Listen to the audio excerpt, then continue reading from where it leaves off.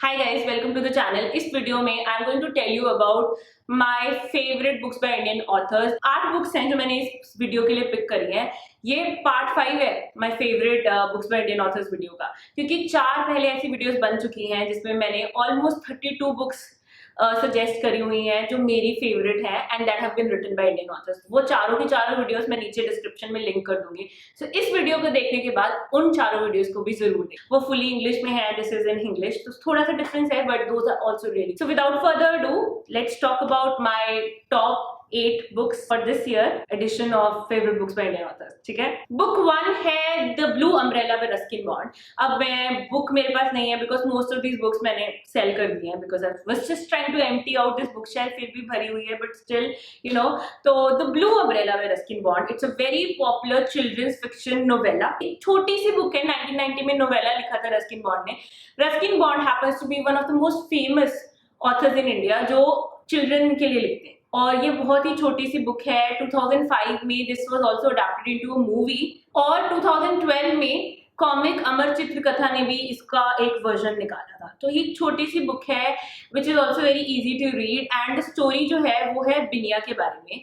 तो बिनिया एक छोटे से गांव में रहती हुई लड़की है और उसको ना एक बार एक ब्लू अम्ब्रेला मिल जाती है और उसकी वजह से बहुत सारे लोग गांव के उससे जेलस होना शुरू हो जाते हैं। और एक पर्टिकुलरली शॉपकीपर है गांव में, राम भरोसा, जो बहुत ही ज्यादा जेलस है एंड ही स्टार्ट्स प्लॉटिंग कि वो बिनिया से ये अम्ब्रेला कैसे छीने।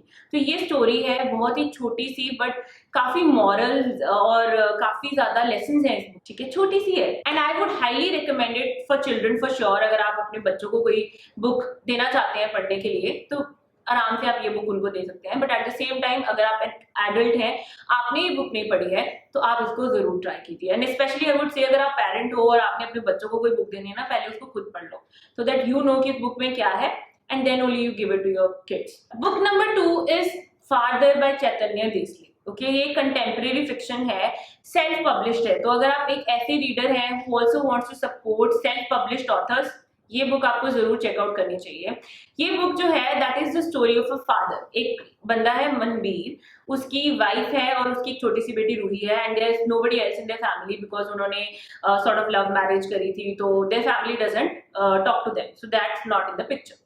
मनबीर अब एक रोबोटिक्स इंजीनियर है and he has big dreams about like what he wants to do with his career. ठीक है, एंड वो अपने करियर पे बहुत ज्यादा फोकस्ड है। बट जब ऐसा होता है तो quite naturally you start ignoring your family life and all of that. But Manbir की लाइफ में एक बड़ा टर्न तब आता है जब उसकी wife Nivya just passes away and he is left all alone to take care of this toddler Ruhi.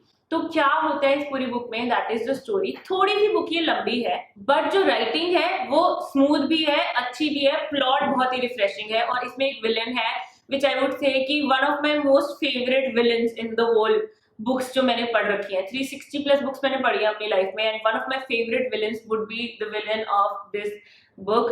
तो I would definitely suggest you to check it out. बस थोड़ी लंबी है तो उसका ध्यान रखना, but you can pace through it easily. और इस बुक का फुल रिव्यू मैंने चैनल पर करा हुआ है इंग्लिश में, so you can check that out as well. Book number 3 जो है that is a non fiction, how I quit Google to sell samosas by Munaf Kapadia. अब मुनफ कपाड़िया एक एक्स गूगल एम्प्लॉय हैं, ठीक है, और इन्होंने एक छोटा सा अपने घर से ही एक स्टार्टअप शुरू करा, फूड स्टार्टअप। तो it was like a Bohri food popup जो अपने घर से चलाते थे and then it grew into like a F&B business with 4 crore turnover. ठीक है, तो ये जो बुक है इसमें उन्होंने अपनी जर्नी बताई है, हाउ ही डिड दैट। ठीक है, और इसके अंदर बहुत सारे स्टार्टअप रिलेटेड लेसन्स हैं और लिखी हुई बहुत ही अच्छे तरीके से हुई है। आई फील लाइक आजकल बहुत सारे लोग ऐसी बुक्स लिख रहे हैं where they are sharing their journey and वो बहुत ही वैल्यूएबल बुक्स होती हैं but most of them like lack in writing. ठीक है, तो राइटिंग में वो मजा नहीं आता और आप रीडर हो, आपसे अच्छे से पढ़ी नहीं जाती, आपको बोरिंग लगती है चाहे उसके अंदर जितनी मर्जी अच्छी नॉलेज पढ़ी हो।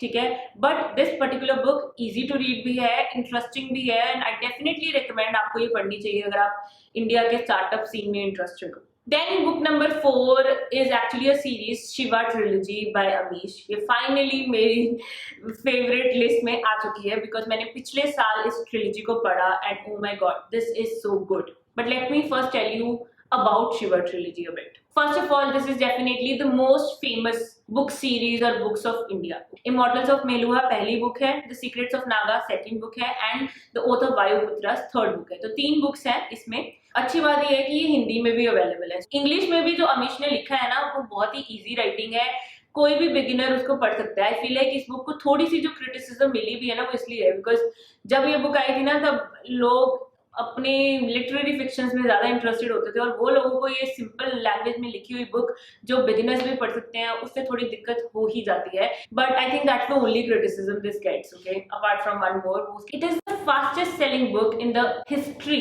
Of Indian publishing. 2.5 million copies हैं प्रिंट में इसकी, इतनी ज्यादा ही अच्छी बुक है। और ऑथर ने इसके बाद ये अपना अमीश्वर्स बोलते हैं इसको, उसको कंटिन्यू करा है। अब रामचंद्र सीरीज है जिसका 4th पार्ट आ रहा है, वो भी हम इस चैनल पर डिस्कस करते रहेंगे। Only if you subscribe to the channel, नहीं तो आपको पता नहीं चलेगा डिस्कस हो रहा है, ठीक है। So subscribe and hit a thumbs up. But yes, that is the Shiva trilogy का इम्पैक्ट। बट एक्चुअल इम्पैक्ट आपको मैं बताती हूँ, ठीक है, ये तो आपको विकिपीडिया पे भी मिल जाएगा। बट एक्चुअल इम्पैक्ट ये है कि जब ये सीरीज आई और ये इतनी चली, उसके बाद इंडिया में एक माइथोलॉजिकल फिक्शन का जॉनरा चल पड़ा कि इतने लोग इंस्पायर्ड हुए हैं। आई मीन अभी आप कोई भी बुक पढ़ोगे ना माइथोलॉजिकल फिक्शन में, आपको पता चलेगा कि वो शिवा ट्रिलॉजी से थोड़ी सी इंस्पायर्ड तो है ही है।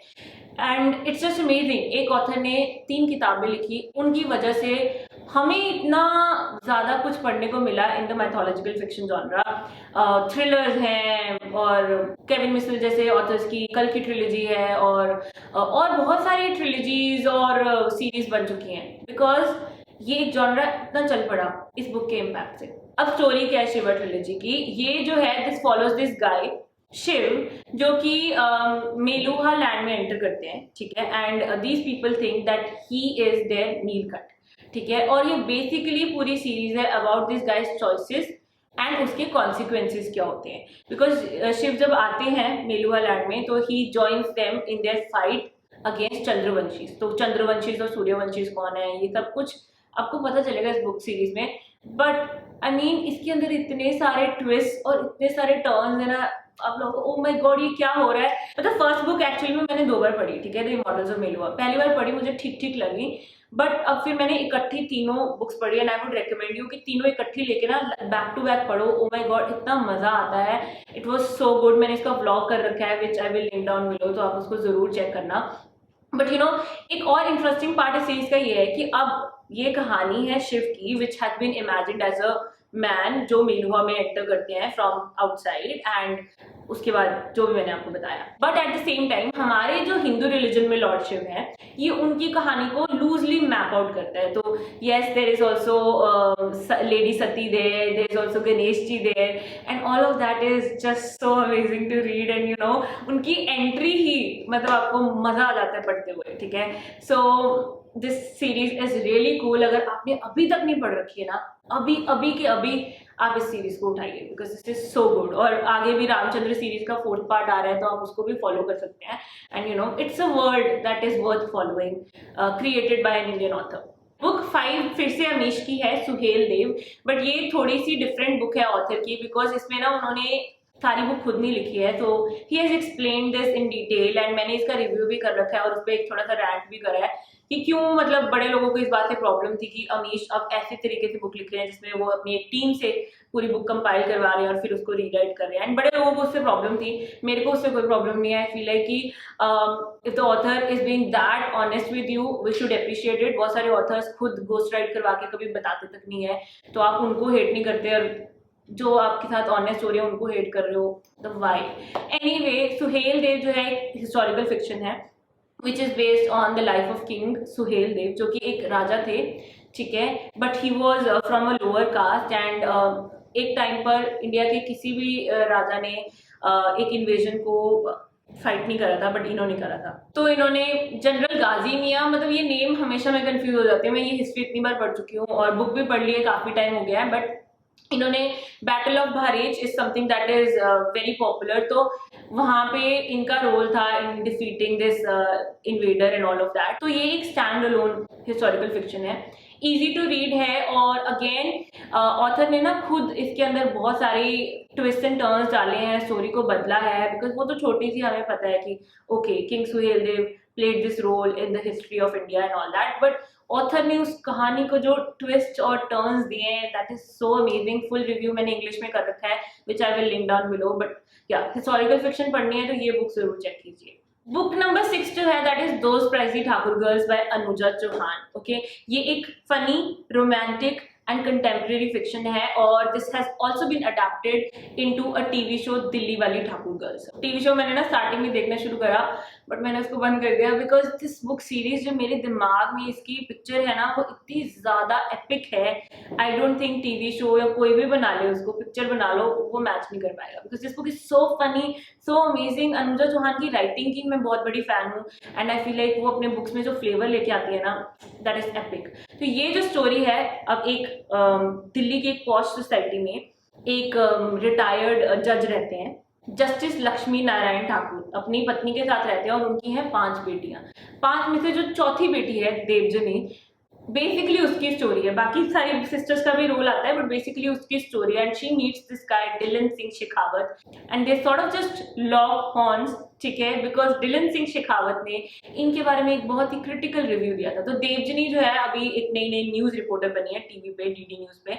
ये बुक ना 1984 के बाद लिखी हुई है। तो डिलन जो है एक रिपोर्टर है who is trying to investigate the actual like what happened during the 1984 और उसके बाद क्या हुआ वो उसको रिसर्च कर रहे हैं। एंड उधर देवजनी की अपनी लाइफ चल रही है and sort of they meet and उसके बाद जो स्टोरी चलती है वो आपको इस बुक में पढ़नी है। बहुत ही अच्छी बुक है, इजी टू रीड भी है, but I won't say very easy to read but easy to read, definitely worth trying out. बहुत ही अच्छी बुक है। बुक 7 एक्चुअल में हिंदी में लिखी हुई है, दैट इज 84 बाय सत्या व्यास। अब ये बुक, इसका ना सॉर्ट ऑफ एक सीक्वल आया है, ठीक है, that is the TV show ग्रहण, ठीक है। तो मैंने इसका रिव्यू कर रखा है चैनल पे अगर आपको फुल रिव्यू सुनना है, बट ये बुक बहुत ही अच्छी है।